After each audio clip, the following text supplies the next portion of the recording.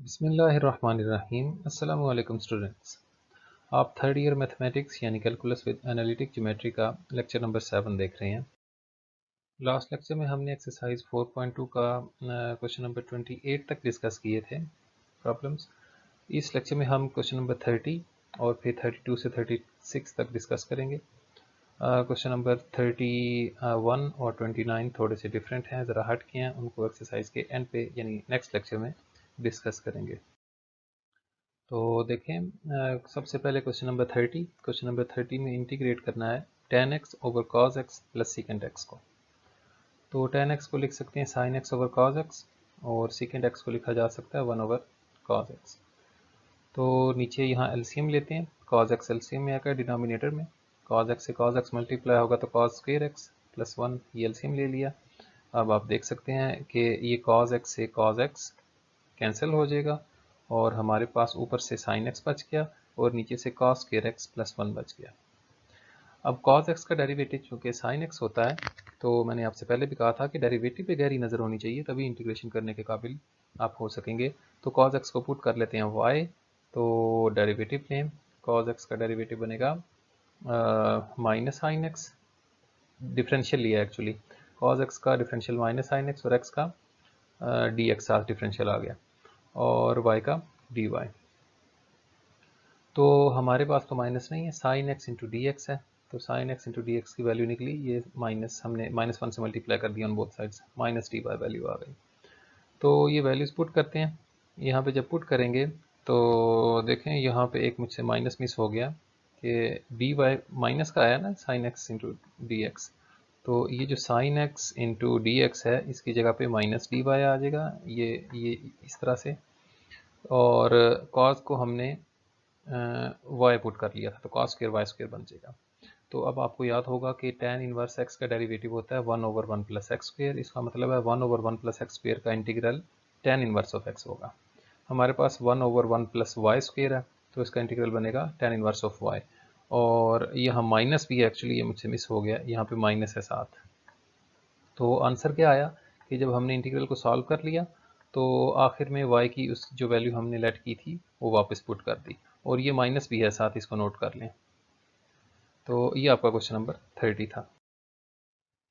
Next देखें, question number 32 है tan x into natural log of second x।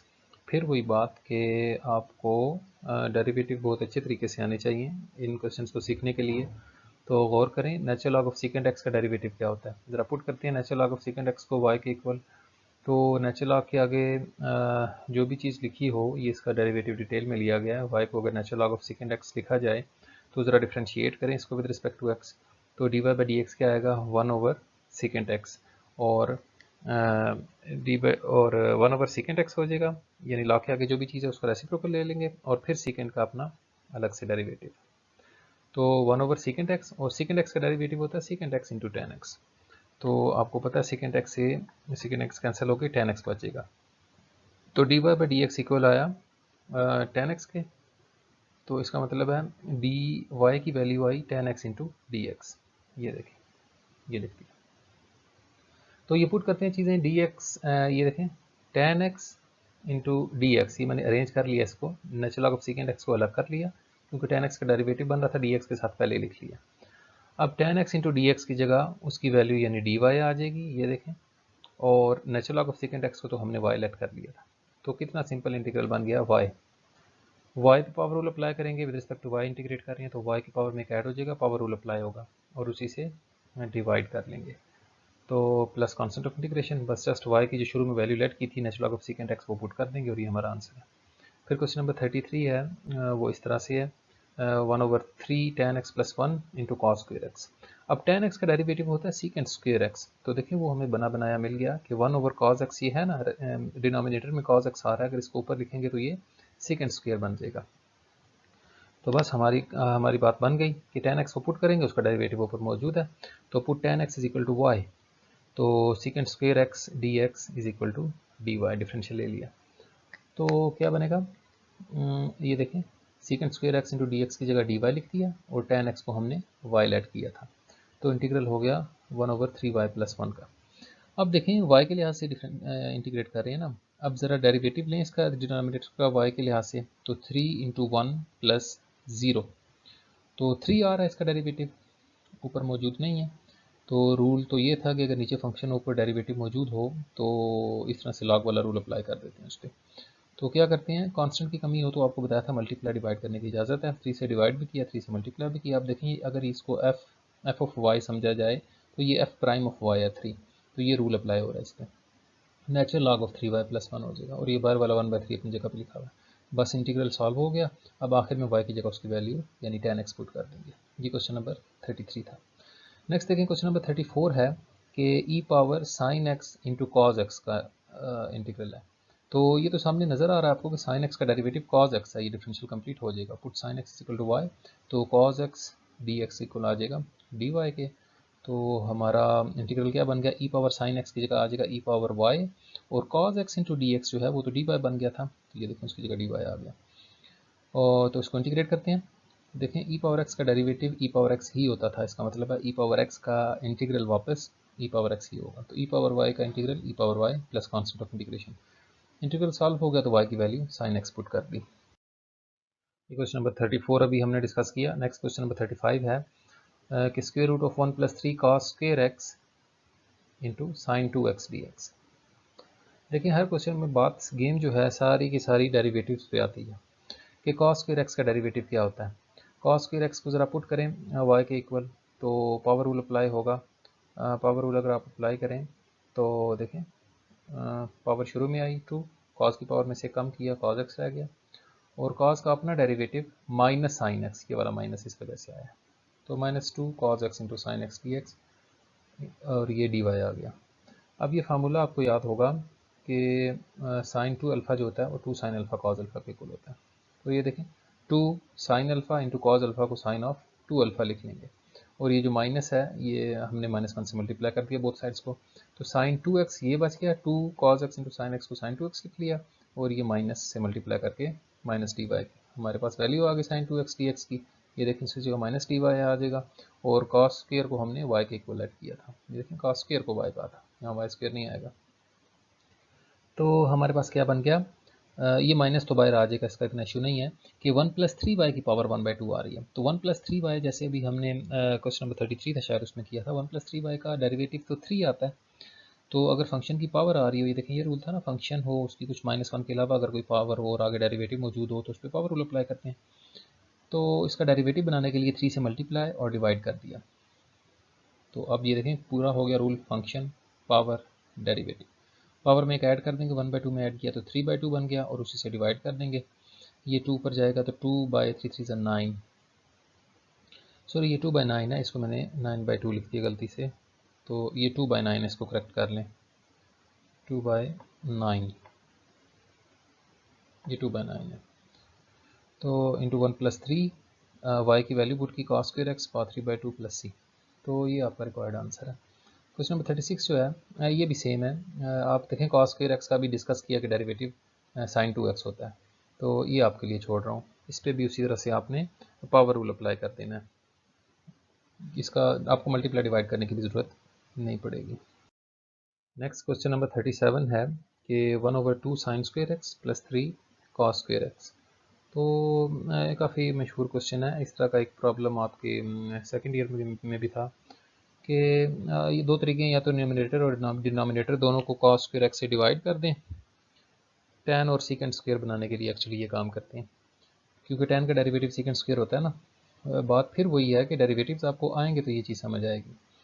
तो हमने यूँ कर लिया कि कॉस कॉमन ले ली, कॉस स्क्वायर कॉमन ले लिया, यूँ कर लें, या यूँ करें हमने डिनोमिनेटर को कॉस स्क्वायर एक्स से मल्टीप्लाई भी कर दिया और डिवाइड भी कर दिया, जैसे आप मुनासिब समझें। तो देखें ये जब डिवाइड करेंगे इस टर्म को, ये तो मल्टीप्लाई कर दिया डिनोमिनेटर को, जब डिवाइड करेंगे तो यहाँ साइन के नीचे कॉस आ जाएगा, और कॉस से कॉस कैंसिल होकर जस्ट 3 रह जाएगा। अब ये sine square over cos square जो है ये तो tan स्क्वायर बन जाएगा, और ये जो कॉस स्क्वायर यहाँ बचा हुआ था ये डिनोमिनेटर में है, जब इसको ऊपर dx के साथ न्यूमरेटर में शिफ्ट करेंगे तो 1/cos आप जानते हैं कि सीकेंड के इक्वल होता है, कॉस पे स्क्वायर था लिहाजा सीकेंड स्क्वायर बनेगा। तो अब देखें हमें नज़र आ रहा है कि tan का डेरिवेटिव ऊपर मौजूद है, तो tan को पुट कर देते हैं, put tan x is equal to y, तो secant square x into d x is equal to d y आ जाएगा, tan का डेरिवेटिव सीकेंड स्क्वायर एक्स था। तो ये देखें secant square x into d x, इसकी जगह डी वाई लिख लिया, और tan की जगह हमने y पुट किया था, तो ये 2 tan स्क्वायर जो है ये 2y स्क्वायर बन गया। तो अब फार्मूला कौन सा यूज़ होगा, ये देखें वेरिएबल का स्क्वायर है और प्लस कांस्टेंट ऐड हो रहा है साथ। तो फार्मूला यूँ था कि अगर कोई कांस्टेंट का स्क्वायर प्लस वेरिएबल का स्क्वायर हो 1 ओवर, तो 1 over a tan inverse of x over a, ये इसका फार्मूला। तो शेप हमें क्या चाहिए, कांस्टेंट का स्क्वायर, कांस्टेंट सेपरेट है, अकेला है, कांस्टेंट का स्क्वायर प्लस वेरिएबल का स्क्वायर। तो ये वेरिएबल को सेपरेट करने के लिए हमने 2 सबसे पहले कॉमन लिया, ये देखें नीचे डिनोमिनेटर से कॉमन लिया, इसलिए 1/2 लिखा है। तो यहाँ से 2 कॉमन आ जाएगा और 3 के साथ डिवाइड हो जाएगा। ये वेरिएबल का स्क्वायर हो गया, प्लस यहाँ किसी कांस्टेंट का स्क्वायर होना चाहिए, variable square plus constant square. तो 3/2 किसका स्क्वायर होता है, ये √3/2 का स्क्वायर होता है। तो अब वो शेप बन गई इस फार्मूले वाली, 1 ओवर वेरिएबल का स्क्वायर प्लस कांस्टेंट का स्क्वायर। तो फार्मूला क्या बनेगा, ये वाला 1/2 बार लिखा हुआ है, फार्मूला बनेगा 1 over a tan inverse of variable over what ever constant. तो 1 ओवर a यानी 1/√3/2 tan inverse of x over a मतलब वेरिएबल ओवर कांस्टेंट। तो ये फार्मूला अप्लाई कर दिया हमने। ये जो है इनको सिंप्लीफाई कर दिया, ये जो ये √2 पर जाकर मल्टीप्लाई होगा, तो √2/2 1/√2 बन जाएगा, ये 1/√2 और 1/√3 मल्टीप्लाई होकर 1/√6 बन जाएगी। और ये जो 3/2 है इसको ऊपर सीधा करके लिखा तो 2/3 बन गया स्क्वायर रूट के साथ, और y की वैल्यू जो शुरू में हमने लेट की थी वो वापस पुट कर दी tan x। तो ये आपका क्वेश्चन नंबर 37 है। क्वेश्चन नंबर 38 देखें, आज का लास्ट क्वेश्चन है कि 1 over √x सीकेंड √x tan √x।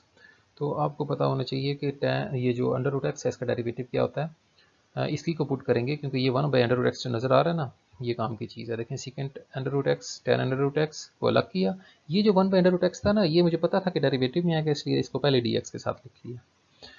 तो देखें √x को पुट करते हैं y के इक्वल, जब डेरिवेटिव लेंगे तो पावर रूल अप्लाई करेंगे, पावर इसकी 1/2 है, शुरू में आई, इसकी पावर में से एक माइनस करेंगे तो पावर -1/2, उसको नीचे स्क्वायर रूट की फॉर्म में लिख लिया, और x का डिफरेंशियल dx, y का डिफरेंशियल dy है। तो हमें तो 1/√x इंटू dx चाहिए था ना, ये 2 इजाफी है नीचे, तो ये जो 2 डिवाइड हो रहा है राइट पे जाके मल्टीप्लाई हो जाएगा, 1/√x dx की वैल्यू आ जाएगी 2 dy। तो ये पुट कर देंगे, ये देखें 1/√x dx की जगह 2 dy लिख दिया, √x को y का था तो सेकेंड y tan y। तो ये जो 2 है कांस्टेंट, इसको बाहर निकाल दिया, इंटीग्रल के अंदर बचा second y into tan y dy। अब डेरिवेटिव आने चाहिए, सेकेंड x का डेरिवेटिव होता है सेकेंड इंटू tan, इसका मतलब है सेकेंड इंटू tan का इंटीग्रल क्या होगा, सेकेंड। तो हमारा यही तो आ रहा है, सेकेंड इंटू tan आ रहा है, इसका इंटीग्रल लेंगे तो सेकेंड आ जाएगा, पर वाला 2 अपनी जगह पर लिखा हुआ है। तो इंटीग्रेट कर दिया हमने, लास्ट स्टेप में y की जो वैल्यू लेट की थी स्क्वायर रूट ऑफ x को पुट कर दी, और यहाँ आपका क्वेश्चन नंबर 38 कंप्लीट हो गया।